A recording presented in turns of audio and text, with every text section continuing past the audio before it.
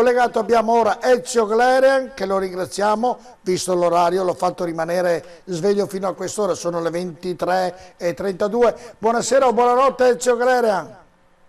Ciao Giorgio, buonasera telespettatori. Allora, ti ho chiamato, tu sei stato gentile, ti avevo annunciato prima nella telefonata, per parlare un attimino che si stanno riducendo le squadre di calcio, ci sono meno soldi, hanno messo i salari cap, ma c'è meno spazio anche per gli allenatori, perché adesso essendoci meno squadre c'è meno spazio anche per gli allenatori. Però questi allenatori sembra iniziano ad avere un attimino uno spazio che tu hai sempre richiesto, vedi Conte alla Juve, vedi Benitez a Napoli, vedi Mazzari all'Inter, cioè che decidono nel bene o nel male loro il programma e la gestione della società. Io mi auguro che questa sia la strada da seguire e che i dirigenti inizino a intraprenderla.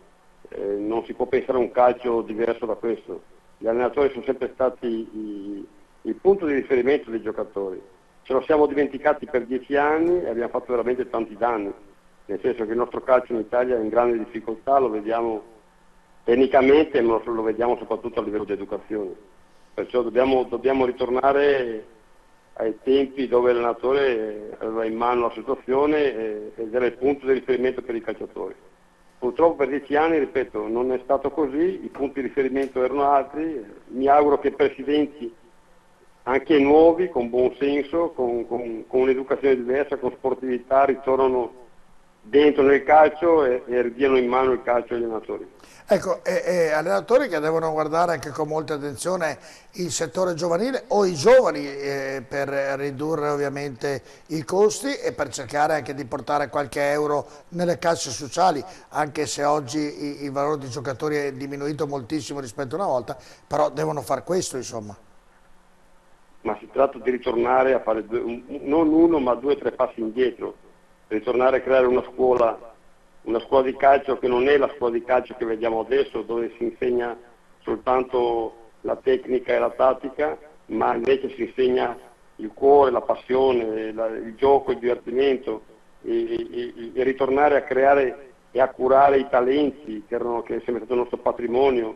Non abbiamo più talenti, purtroppo gli ultimi sono i Del Piero, i Totti, sono spariti. Non parliamo di quelli che abbiamo adesso perché noi talenti non abbiamo più, non possiamo parlare di talento Balotelli o Cassano, non sono punti di riferimento, non sono dei campioni che hanno anche con i loro gesti la possibilità di educare e di essere punti di riferimento per i nostri giovani. Dobbiamo riprendere in mano la situazione, mi auguro che i nuovi presidenti, i nuovi dirigenti ritornino al calcio con una passione e con una voglia ritrovata di dare proprio in mano il calcio a gente competente. Ecco, al di là di tutto, quest'anno insomma l'esempio mi sembra ci sia da parte di grandi società e poi ci sono molte società, Ezio, che puntano su allenatori giovani o quantomeno allenatori che non hanno mai avuto una panchina, vedi il Palermo che ha dato a Gattuso, vedi il Genoa che ha dato a Liverani, vedi al Vicenza che ha dato alla squadra Alnare, adesso mi sfugge a Lopez, l'allenatore che era capitano, cioè molte squadre invece che prendere un allenatore blasonato puntano su un ex giocatore. Ma sì, ma io non penso che sia una cosa sbagliata. La cosa importante è che questi allenatori poi sia data la fiducia e venga valutato il lavoro non soltanto per i risultati ma per quello che lascia. Mi succede spesso di andare a delle conferenze a parlare degli allenatori. Sono ritornato una settimana fa da Messina dove sono andato a fare una conferenza degli allenatori lì, dove dico e dove cerco di portare questo messaggio, che il vero esonero non è quando un presidente ti esonera e ti manda via, ma è quando l'allenatore va via da una società e non lascia niente. Ecco, perciò che tu possa avere un allenatore esperto, un allenatore d'olio, l'importante è che questo quando va via dalla società, anche se rimane 3 settimane o 3 mesi o 3 anni, lasci qualcosa. Questa è la cosa importante, che dobbiamo riprendere il nostro calcio. Ecco, vi ricordo che il Milan è in vantaggio nel trofeo team, ha segnato Petagna che sfrutta un retropassaggio di Rossi, dunque Milan 1 Sassuolo 0, e se terminasse così il trofeo team di Reggio Emilia andrebbe alla squadra rossonera. Senti Ezio, io non so se tu hai seguito perché sei sempre in giro, però nel Veneto, tu vivi in Veneto, ci sono 2 squadre in Serie A e sono di Verona, 2 in B e sono di Padova, poi Vicenza e Venezia in C. Non so se hai seguito il mercato di queste società, e se l'hai seguito che impressione hai avuto? Ma ho seguito pochissimo, sinceramente, perché come hai detto tu ero fuori, ero in giro, ma io penso che poi alla fine qui nel Veneto abbiamo ancora la possibilità di creare dei gruppi, lo vedo lo stesso il Vicenza, bene o male insomma, è riuscito a iscrivere la squadra, a non far perdere questo blasone di questa società, di questi grandi tifosi, insomma, a riuscire a rimanere almeno nella categoria e ricostruire una squadra che insomma, ha una sua storia e non la deve perdere. E Venezia ci sta provando, anche se ha dei dirigenti magari così, che non sono italiani, magari hanno altre ambizioni, non soltanto la passione di portare sul Venezia ad alti livelli, ma con altri obiettivi. Però per esempio a Verona stanno facendo un calcio importante, lo fa da tanti anni il Chievo, che è un esempio, lo sta rifacendo il Verona, che ha dato fiducia a un allenatore, li ha portati in alto dalla Serie C ed è uno che Guarda, incide sul ti do una mercato. notizia Ezio, proprio del Verona che hai appena citato, che Verona e Cascia non hanno ancora raggiunto un accordo per il rinnovo del contratto in scadenza a fine stagione, e fatalità, coincidenza, il giocatore piace molto al Palermo.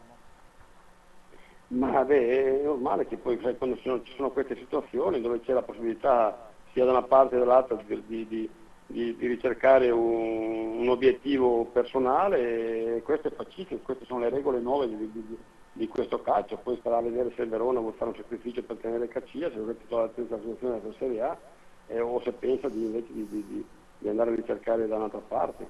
Ecco. Poi c'è la Serie B con il Padova e Cittadella, due realtà totalmente diverse. Cittadella che sta dimostrando negli anni di mantenere solida questa idea, questa forma di famiglia, di gruppo che porta avanti, che dovrebbe essere il calcio del futuro, e il Padova che mi auguro che finalmente possa aver trovato anche le persone nella società che possano così portare in alto questa grande città, grande squadra che ha bisogno di ritornare ai livelli che gli compete. Insomma, ecco, Padova deve stare in alto in Serie B e in Serie A. Ecco. Mi dispiace un po' per Cestaro, perché io sono stato il primo allenatore suo, l'ho conosciuto come una persona appassionata, una brava persona, però insomma, il calcio tante volte non ti perdona.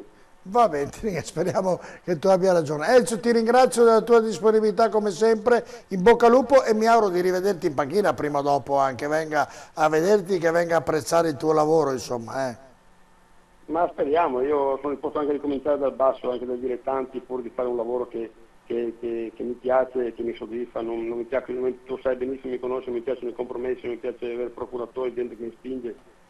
Quello che ho fatto l'ho fatto nel campo, e mi auguro che invece il calcio possa cambiare, possa dare di nuovo un nuovo volto a questi ragazzi che iniziano a giocare a calcio e possano trovare veramente lo spazio per ridare lustro a questo sport che purtroppo in Europa adesso siamo veramente in grande difficoltà.